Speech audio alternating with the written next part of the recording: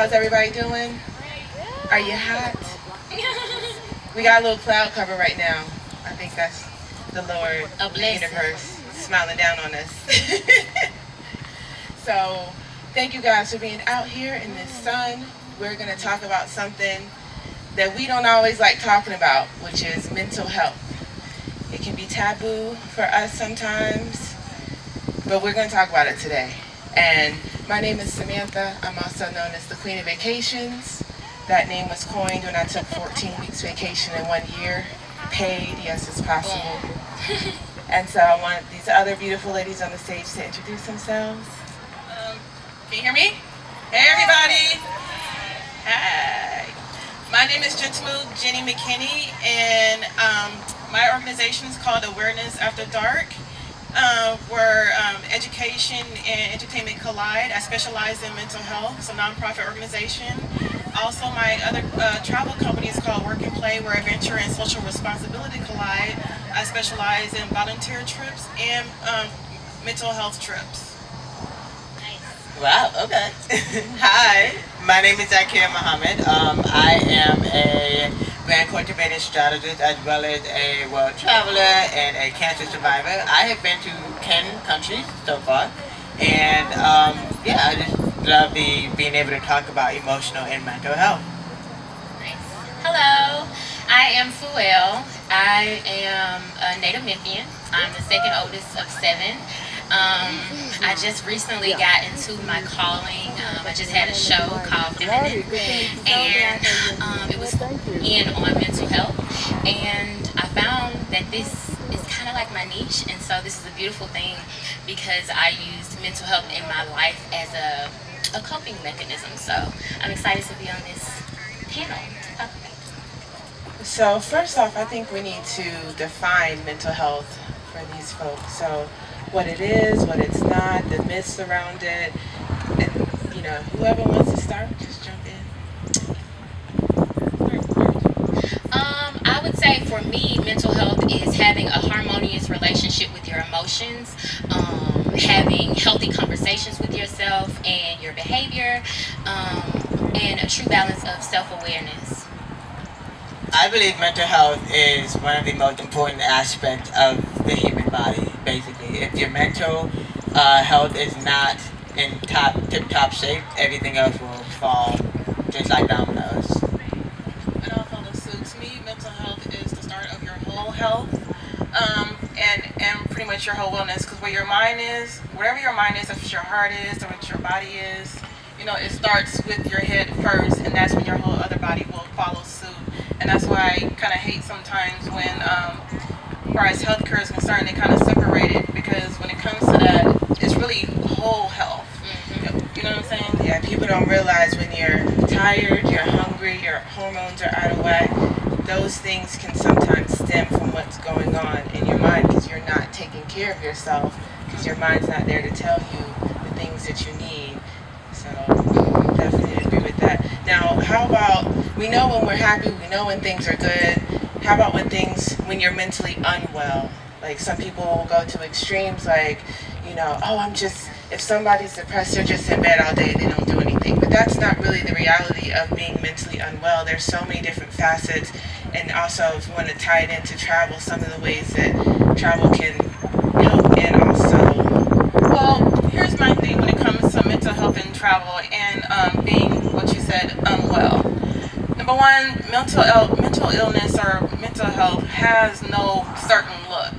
That's why we have functioning drug addicts. They're functioning, you think they're well, but behind closed doors, they're crying and depressed. And that's another reason why we have this whole mental health and travel movement, because what I've noticed, we have a lot of people out there traveling and doing things and stunting for the gram and doing all these pictures, but why are you traveling? Are you traveling for spiritual reasons? Are you just traveling to hate and front on somebody else?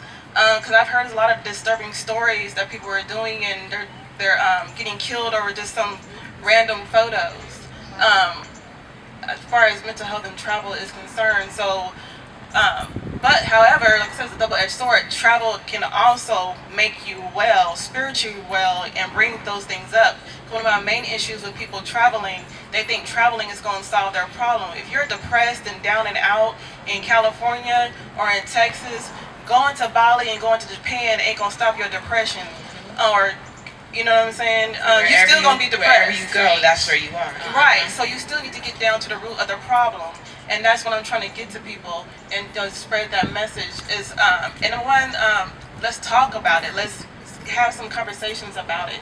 Knowing that one of the biggest issues with African Americans and Black people, period, is we don't like to talk about mental health. We think it goes from way to the left to the extreme to being bipolar. No, you could just have anxiety right now. I had anxiety like 5 minutes ago, so I had to rush down here from gate one. Extreme anxiety. Jenny, go main stage. Yes, I'm coming. You know, it doesn't have to be that extreme.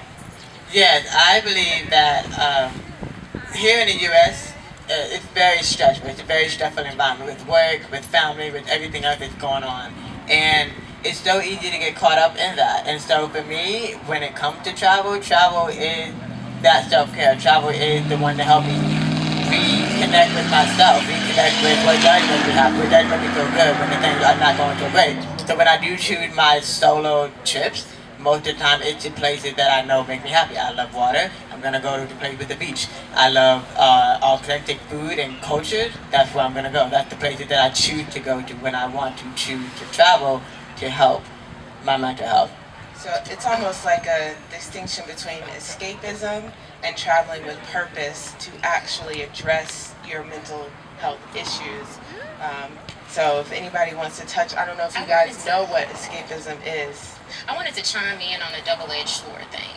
So personally, I found myself now discovering how traveling has been healing for me. But before I was truly finding a space of self-awareness, it was a form of escapism. It was a form of, okay, well, I feel this way, but if I go here, I'm going to get this instant gratification. I'm going to do this. I'm going to take the pictures. I'm going to stunt for the gram.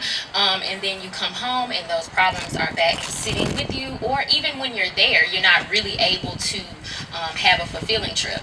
My last trip that I feel was really fulfilling for me was when purpose was behind it. I ended up going to Costa Rica, and I had all of these anticipations and expectations of what the trip was going to do for me, but I ended up finding a lot of obstacles and bumps in the roads, and it really made me sit with myself, and I discovered myself in a new way and was able to look at the obstacles as a healing component. So it is definitely a double-edged sword, and I do agree that purpose must be behind why you're moving and what you're trying to discover within yourself. So let's talk a little bit about self-discovery. So when you're traveling, I feel like if you're traveling for escapism, you're trying to get away from everything, but you really can't. And as the deeper you get into going into these places and to learning about new cultures and new things, I lost my train of thought. I'm a little bit nervous, y'all. It's okay, I got your back. I got you. So self-discovery, right? Self-discovery. Thank you, and how it goes along with travel. Yeah, so I feel like self-discovery is also a double-edged sword because you think that you're going to find yourself by eating pasta and eat, pray, love, and everything's going to be lovely, and then you might be in your hostel bed just crying because you figured out when you self-discover, everything that you discover is not going to be great. So how have you guys, like some of the things that you've gone through as far as like maybe a particular place that you've gone or a particular experience, if you want to speak on specific to self-discovery? Well, Okay, so my last trip, like I said, my company is called Work and Play. We work a little, we play a lot. With those trips, I end up intertwine volunteerism and mental health. The last trip was this past September called Eat, Pray, Love, and Party. That's the play part. So with this trip, we did volunteerism, and then we also had a mental health piece added to it, where we had 2 days of sister circles in conjunction with holistic counseling and vibrational sound healing with the ladies. And the ladies, it actually brought me to tears just to see what the ladies were actually going through, and was able to finally speak and address some of the issues that they had. they never thought that they thought they were just going on a trip, something fun, yeah, we get to do this and get to that, but what they really got was they got healing, they got able to talk about something and take some tools with them to go home to. And so that's what one of my trips done. It was self-revealing for them. They didn't know that all those emotions were gonna. I mean, it sounds like good. Sisters are like, oh, yes, talk. But then it's like, nah, we're gonna talk about some real shit. We're gonna talk about this shit. Because when you get home, it's gonna be some changes. And I think that's the issue about some of these travel experiences. You don't want to just experience and do all these other things. You really want some change in your life to be positive. That's the self-discovery part that you can take with you. That's the experience that you want. And I think when people say that cliche word, don't collect things, collect experiences, I think that's what we're really talking about. Not just traveling here and traveling there, traveling to another country that nobody else has been to. I'm going to travel to this country first and get to this place first. No, what is the experience that you're really trying to take back with you besides that picture on Facebook and Instagram and that tweet? I think I have two travel stories to share. One of them, the first time I ever stepped on the continent of Mother Africa, I was with an organization called Operation Crossroads Africa, and they are the Peace Corps before the Peace Corps, so they intentionally told us during orientation, this is not a tourist trip. You're going to learn about yourself more than you will learn about your culture, and that was definitely the truth. So with that trip, I learned, so much about myself, a different level of patience, a different level of independence, and things of that sort. And then fast forward a few years later, I ended up taking a trip to the Gambia, and I knew, but I didn't know because ironically, I met my husband through mutual friends. And so I ended up going there and actually meeting him in person. When I met him in person, it also brought up the conversation of spirituality because I'm also a practicing Muslim and that is a predominantly Muslim country. So I also had to explore spirituality. Not only was I entering a new chapter of life, I had to explore how do I really feel about all of this. So sometimes we end up getting into situations during travels that cause us to examine that part of ourselves. For self-discovery, my biggest thing is perspective. I find myself running into people and get a side eye because I'm a young lady walking with two canes, and to go out of the country, one alone, meeting a friend, and try to navigate on my own and allow myself to open up and trust strangers that I've never met before. It helped me to understand there are more good people than I thought, So it's really me, one, creating an experience for an outsider, but also understanding and receiving that I'm protected. I can trust people, and it helped me step over a boundary of fear that I had been holding within myself for a very, very long time. So traveling has pushed that fear back and pushed me forward. And I want to touch on something that Zaakirah said, which is going back to the motherland. We as Black people, a lot of our identity was taken from us, and then we have these negative identities that have been imposed on us, and that really affects your mental health. So I don't know who in the audience has been back to the continent, but if you have, you know what a transformative experience it can have and how it can help heal you, and that can also heal you mentally. Have either of you ladies been? I have not been to Africa. That is on my 2020 list. Sorry. Have you been? No, I have not, but it's on the list and it's coming. My name is African. It means gentle and sweet, one who brings life, joy, and laughter to the world. Well, then I'll talk about it because I've been, and it really did affect my mental health to be in a space where everybody looks like you and they're doing amazing things.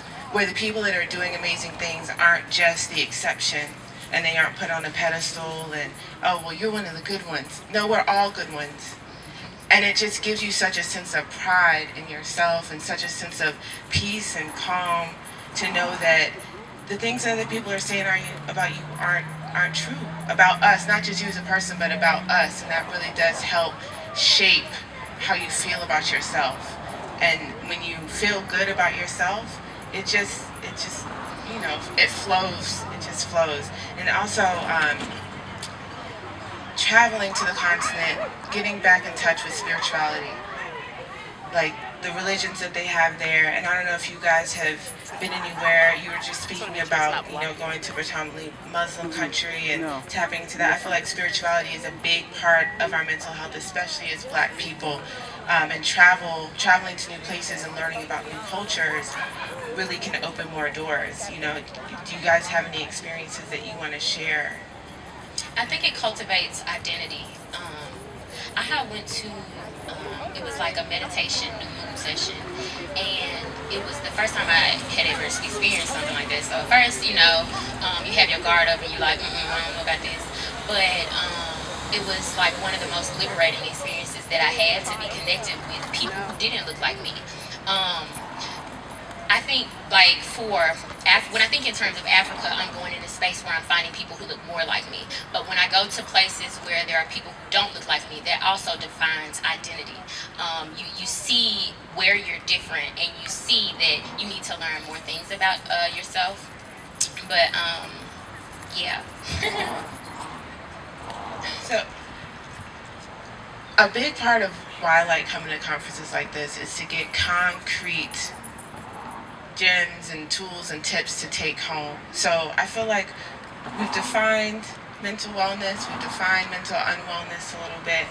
Now, for the people out here who may identify as, going through escapism or going through some hardships mentally, can you guys give them some tips that they might be able to implement in their life and their travels to help them? I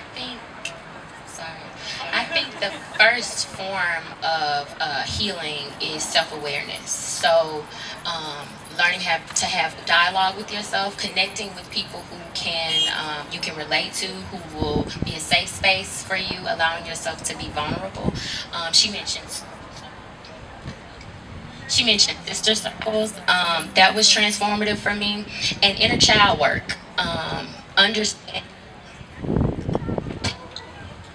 Understanding the patterns you creating your thought process and then redoing them, and of course therapy. Okay, so one of the main reasons why we have this mental health travel segment on this Audacity Fest is to erase the stigma and erase the shame, and to also empower you. I like smells. They're very soothing. You can also carry a roller ball with certain types of smell aromatherapy. It's very triggering. It can calm you down with the instant. And one thing that you can taste. Another thing, people carry gum or mints. Get something that is very triggering to you, that can calm you down and make you feel more refreshed. People like, if you see something, the first thing when people are distressed, what do they ask for?